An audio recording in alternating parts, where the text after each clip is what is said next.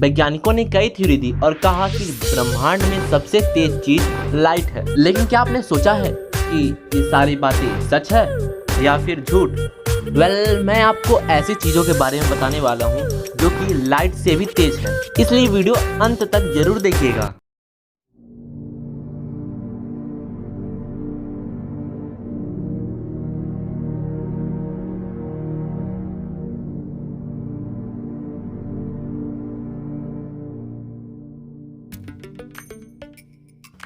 तो पहले नंबर पे है टैक्योन, जिसका शायद आपने नाम सुना होगा, क्योंकि इस थ्योरी के बारे में दुनिया में मात्र 5% लोगों को ही पता है। अगर आप वीडियो अंत तक देखेंगे तो आप 5% वालों में शामिल हो जाएंगे, इसलिए वीडियो अंत तक जरूर देखिएगा। कई फिजिसिस्ट ये मानते हैं कि टैक्योन नामक कोई भी पार्टिकल हमारे असल ब्रह्मांड में है ही नहीं, लेकिन उनमें से कई फिजिसिस्ट ये भी मानते हैं कि हमारे ब्रह्मांड में ये मौजूद है, लेकिन हमने इसे देखा नहीं है और ना ही हमारे पास कोई सबूत है। इस पार्टिकल के बारे में सिर्फ इक्वेशंस और थ्योरीज में ही बताई गई। सबसे पहले दुनिया को नॉलेज हमारे भारत के वैज्ञानिकों द्वारा ही हुई। उन वैज्ञानिकों के नाम सीधे सुदर्शन, OMP बिलानुक और VK पांडे हैं, जो कि इस थ्योरी के खोज जाने के बाद काफी चर्चित हो गए। फेइनबर्ग नामक एक साइंटिस्ट ने ये प्रूफ दिया कि हमारे असल जीवन में ये मौजूद होता है। टैक्योन्स के बारे में जिस तरह से मैं आपको समझाने वाला हूँ, जिसे सुनकर आप झूम उठेंगे और ये अच्छी तरह समझ जाएंगे कि टैक्योन आखिर है क्या, उसका अस्तित्व क्या है।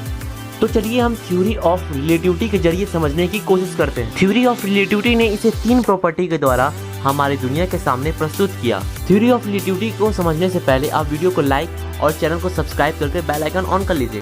पहली प्रॉपर्टी कहती है कि अगर हम टैक्योन्स का स्पीड इंक्रीज करेंगे तो उसकी एनर्जी डिक्रीज होगी।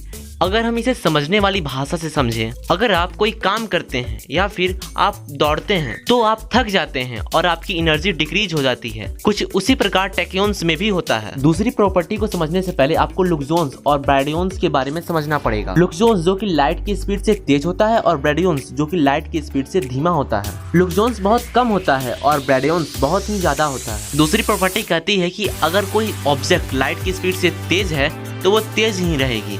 अगर कोई ऑब्जेक्ट लाइट की स्पीड से धीरे चलती है तो वो धीरे ही चलेगी। अगर कोई ऑब्जेक्ट लाइट की स्पीड से बराबर चलती है तो वो बराबर ही चलेगी। चलिए थर्ड प्रॉपर्टी को जानने की कोशिश करते हैं, जिसे सुनकर आप ओ माय गॉड जरूर कहेंगे। जानने से पहले आपको 2 इक्वेशन के बारे में भी जानना चाहिए। इन दोनों इक्वेशंस में हमें E=mc² अपान रूट में 1 - v² c² की तरफ अपना ध्यान केंद्रित करना चाहिए। थ्योरी ऑफ रिलेटिविटी के द्वारा टैक्योन्स के बारे में थर्ड प्रॉपर्टी ये बताने की कोशिश करता है कि ये मासलेस होता है। चलिए हम इसे प्रूफ करके और गहराई से जानने की कोशिश करते हैं। m जो कि मास है और c जो कि लाइट की स्पीड है।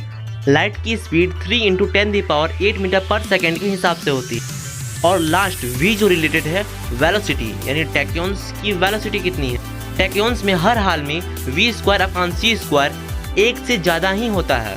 इसी वजह से इसका मास इमेजिनरी होता है, यानी काल्पनिक। थोड़ा महसूस कीजिए, अगर v² c² 1 से बड़ा हो जाएगा तो रूट में -1 आ जाएगा। एडवांस मैथ पढ़ने वाले ये जानते ही होंगे, अगर रूट में माइनस आ जाता है तो वो संख्या या वो रूट इमेजिनरी होता है, यानी काल्पनिक। इसीलिए इसका मास काल्पनिक हो जाता है। इस तरह आप टैक्योन्स के बारे में जानकर दुनिया में 5% वालों में शामिल हो चुके हैं। अभी भी बहुत सारी चीज हैं जो कि लाइट से कई गुना फास्टर हैं, जिसका डिस्कस मैं पार्ट 2 में कहूँगा।